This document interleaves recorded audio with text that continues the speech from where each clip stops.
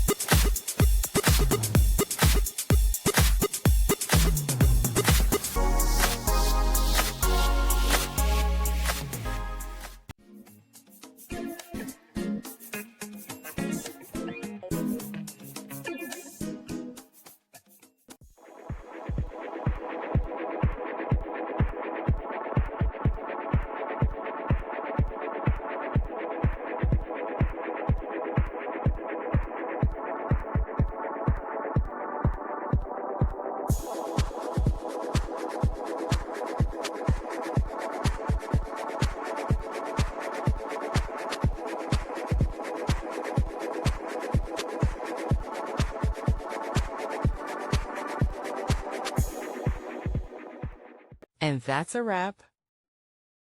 I hope you found the answer you were looking for. If you did, take a second to hit that subscribe button. It really helps out. And let me know in the comments which solution worked best for you. See you next time in the debug zone.